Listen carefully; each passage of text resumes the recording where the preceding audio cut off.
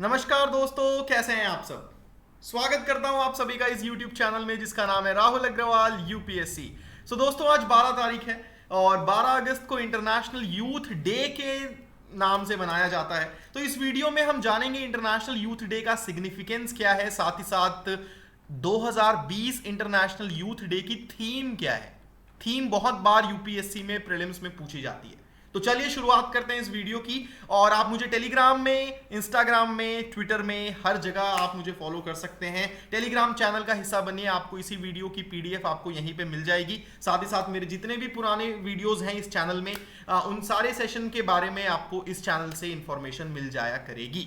तो आज दोपहर को 12:22 में देश के गृह मंत्री अमित शाह जी ने देशवासियों को ग्रीटिंग्स दी इंटरनेशनल यूथ डे की। और हम सभी को पता है कि यूथ की क्या महत्वता है, क्या सिग्निफिकेंस है, ये मुझे आपको बताने की जरूरत नहीं है। किसी भी देश के लिए, किसी भी देश की आगे होने वाली डेवलपमेंट इस चीज पे टिकी हुई है कि उस देश का जो यूथ है वो कितना ज्यादा डेवलप्ड है, वो कितना खुले सोच का व्यक्ति है, कितना पढ़ा लिखा है, कितना एडवांस्ड है, और वो अपने देश को आगे ले जाने के लिए क्या कर सकता है। यहां पे अमित शाह ने भी यही लिखा कि the greatest strength and asset of any nation is it's youth. India is truly blessed to have a youth power filled with tremendous ambitions and skills, and I am sure that they will continue to strive towards PM Modi's vision of New India. New India की बात जो प्रधानमंत्री नरेंद्र मोदी ने कई बार की है। India के youth की हम बात करते हैं, हम हमारे डेमोग्राफिक डिविडेंड यानी कि डीडी यानी कि डी स्क्वायर की बात करते हैं कि भाई इंडिया में अगर हम देखें तो बहुत ऐसी जनता है जो कि हम जिसे यूथ की कैटेगरी में रख सकते हैं, जिसे हम 15 से 35 आयु की एज के बीच में कैटेगराइज कर सकते हैं। और ये जो यूथ है, आज का सोशल मीडिया का जो युग है, मॉडर्न युग है, इसमें यूथ की रोल, यूथ की इंपॉर्टेंस बहुत ज्यादा बढ़ जाती है। हम एक ऐसे युग में जी रहे हैं, अभी कोरोना वायरस का समय चल रहा है, पेंडेमिक का समय चल रहा है, और आप सभी देखते हो डेली बेसिस में ट्विटर में, फेसबुक में 2500 तरीके की र्यूमर्स चल रही होती है, अफवाहें चल रही होती हैं। तो ऐसे दौर में एक यूथ का, एक पढ़े लिखे यूथ का इंपॉर्टेंस, उसका रोल बहुत ज्यादा बढ़ जाता है कि वो सावधानी से, समझदारी से काम ले, इस तरीके की जो भी र्यूमर्स हैं उन्हें फैलने से रोके। ओके, सो इसके बारे में थोड़ा सा इसकी हिस्ट्री आप जान लीजिए।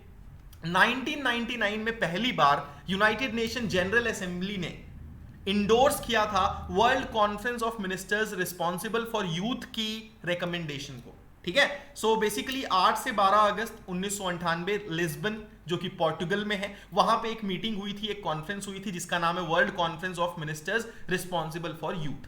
तो इस कॉन्फ्रेंस में यह बोला गया था कि हमें एक इंटरनेशनल यूथ डे मनाना चाहिए, और कहीं ना कहीं 1999 में इस बात को माना गया जनरल असेंबली द्वारा, और ये डिक्लेयर किया गया कि 12 अगस्त हर साल इंटरनेशनल यूथ डे मनाया जाएगा।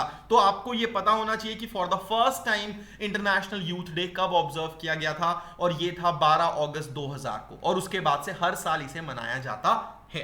तो यह हो गई थोड़ी सी हिस्टोरिकल पर्सपेक्टिव में बात। अब बात करते हैं कि इस साल का जो इंटरनेशनल यूथ डे है उसकी थीम क्या है। Theme is youth engagement for global action.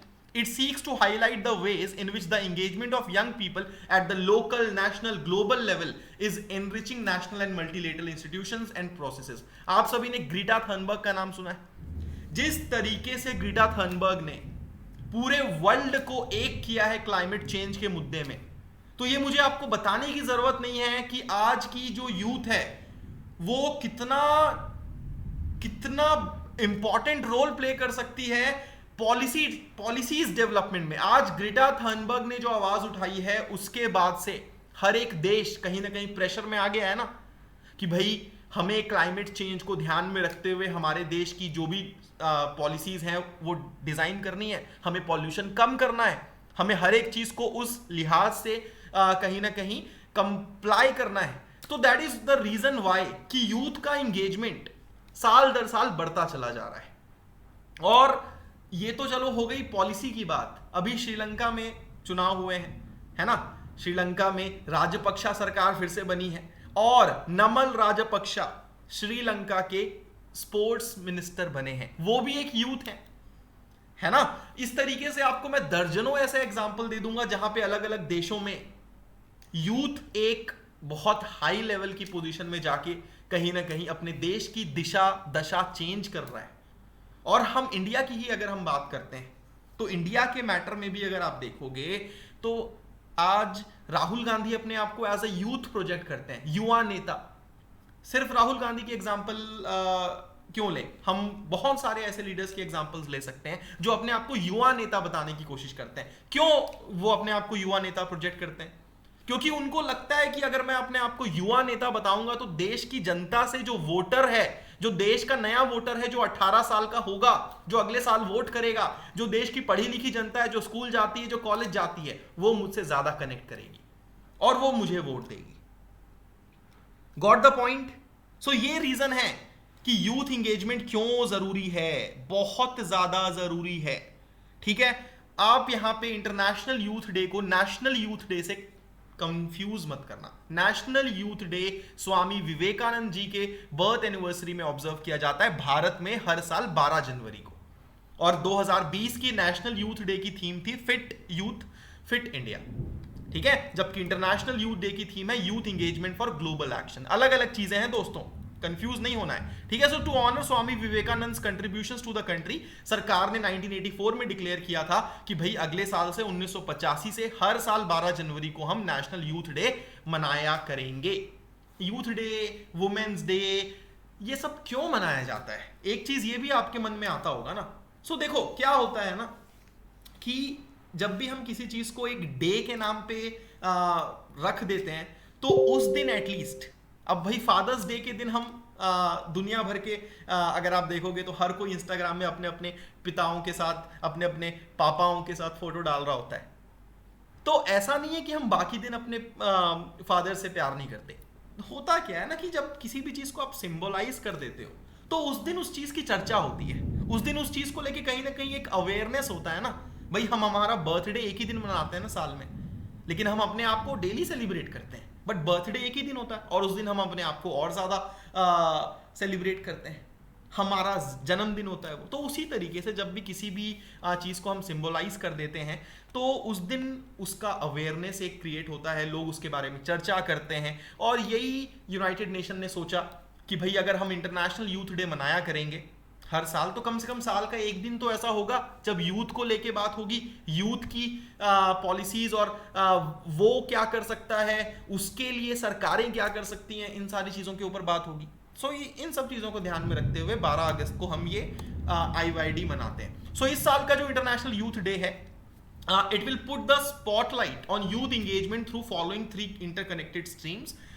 एक तो है engagement at the local level, community level, एक है engagement at the national level कि भाई नेशनल लेवल में कहीं ना कहीं जो लॉज हैं, पॉलिसीज हैं, उनका इंप्लीमेंटेशन जो होता है, यूथ को हम कैसे इंगेज करें। आज की जनता सरकारों से डिस्कनेक्ट क्यों हो रही है? क्योंकि जनता को लगता है कि यार सरकार हमारे लिए कुछ नहीं कर रही है।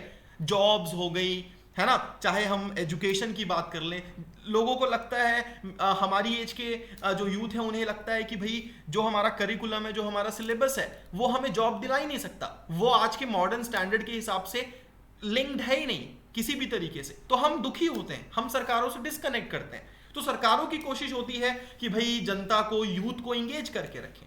तो इंगेजमेंट 3 तरीके से होता है ना। एक तो होता है पूरे ग्लोबल लेवल में, एक होता है लोकल लेवल में और एक होता है नेशनल लेवल पे।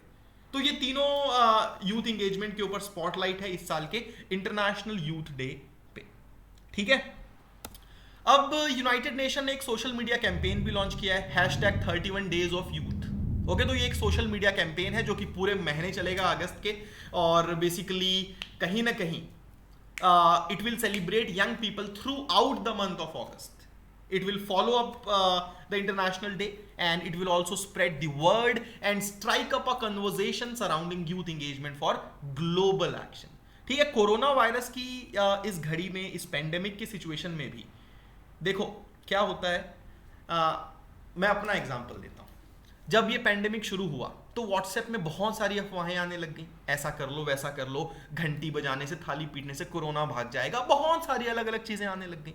तो एक यूथ का काम होता है कि हम अपने घर में हमारे एल्डर्स को नॉलेज दें, उन्हें समझाएं. ये एक छोटी सी बात है लेकिन बहुत बड़ी बात है. बहुत बड़ी बात है।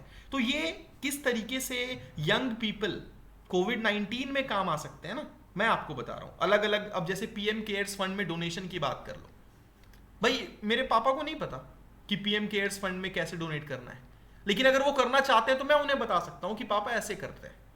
Got the point. हम वॉलेंटियर कर सकते हैं, हम हमारी फैमिलीज को, फ्रेंड्स को, हमारे कम्युनिटी इन लार्ज को एजुकेट कर सकते हैं। गांव देहात में अगर आप देखोगे तो पूरे गांव में एक बंदा पढ़ा लिखा होता है, तो वो एक बंदा जो पढ़ा लिखा है वो पूरे गांव को एजुकेट कर सकता है। So that is the reason दोस्तों, दैट इज द रीजन कि यूथ की इंपॉर्टेंस है, ठीक है। और यहां पे यूनाइटेड नेशन के हिसाब से आज की डेट में लगभग 1.2 billion people are there, young people, जिनकी एज 15 से 24 साल के बीच में है। तो यहां पे एक बड़ी इंपॉर्टेंट चीज आपको मैं बताना चाहूंगा यूथ के एज को लेके, ठीक है। यूथ की एज को लेके इंडिया में जो सेंट्रल स्टैटिस्टिक्स ऑफिस है CSO, उसने एक रिपोर्ट निकाली थी यूथ इन इंडिया 2017, ठीक है, यूथ इन इंडिया 2017। तो उस रिपोर्ट के आधार पे India is one of the youngest countries in the world. लेकिन गाइज, ये जो यंग पॉपुलेशन है, जब तक आप इनको नॉलेजेबल नहीं बनाओगे, जब तक आप इनको जॉब्स नहीं दोगे, जब तक आप इन्हें डेवलप नहीं करोगे, ये यंग जनता आपके काम नहीं आएगी। तो ये भारत सरकार को सोचना चाहिए, ठीक है। क्यों ऐसा मैं बोल रहा हूं? क्योंकि जो मेजॉरिटी है रूरल यूथ पॉपुलेशन, वो गांव में एग्रीकल्चरल एक्टिविटी में चली जाएगी और फिर वो आगे जाके कुछ प्रोडक्टिव काम नहीं कर पाएंगे। मेरे बोलने का मतलब ये नहीं है कि एग्रीकल्चर प्रोडक्टिव काम नहीं होता, एग्रीकल्चर भी एक प्रोडक्टिव काम है। लेकिन हम अगर हमारी जनता को टर्शरी सेक्टर तक ले जाना चाहते हैं, हम चाहते हैं कि India IT industries, services industries में भी तरक्की करे, तो वो तभी हो पाएगा जब एक गांव का बंदा, एक किसान का बेटा कल को जाके गूगल में काम करेगा, कल को जाके अपनी खुद की एक कंपनी खोलेगा। आप मेरी बात समझ रहे हैं, ठीक है। सो इंडिया में जो हम यूथ को डिफाइन करते हैं, वो हम 15 से 34 साल के बीच की एज को डिफाइन करते हैं, 15 to 34, जबकि यूनाइटेड नेशन ग्लोबली 15 to 24 को डिफाइन करता है। सो यूनाइटेड नेशन के हिसाब से 16% पूरे विश्व की जो जनता है उसमें 16% यूथ है, और 2030 तक नंबर ऑफ यूथ जो है वो 7% और बढ़ जाएंगे, 1.2 से 1.3 बिलियन के आसपास चले जाएंगे। और 2030 इंपॉर्टेंट इसलिए भी है because that is the end date जब हमें सस्टेनेबल डेवलपमेंट गोल्स अचीव करना है, जो हमारे SDGs के एजेंडा है। तो इसीलिए यूथ की इंपॉर्टेंस और बढ़ जाती है, ठीक है। सो ये सिग्निफिकेंस है एक, और बाकी तो बातें बहुत सारी है करने को। इस वीडियो का मेन मकसद बस यही था कि मैं आपको इंटरनेशनल यूथ डे की थोड़ी सी हिस्ट्री बता दूं, पहली बार कब मनाया गया था, क्या था, और हर साल कब मनाया जाता है, थीम क्या है। साथ ही साथ आप इसको नेशनल यूथ डे के साथ कंपेयर मत कर लो, गलत मत ले लेना, और नेशनल यूथ डे की थीम क्या थी, और फिर बाकी जो भी मैंने एक्स्ट्रा बातें की यूथ डे से रिलेटेड, आपको आई होप समझ में जरूर आई होंगी। सो दोस्तों, सब्सक्राइब जरूर करें इस चैनल को जिसका नाम है राहुल अग्रवाल UPSC। अगर आपको ये वीडियो पसंद आया, लाइक जरूर करना और कमेंट्स में बताना मुझे कि कैसा लगा आपको। धन्यवाद दोस्तों, मिलता हूं आप सभी से बहुत जल्दी।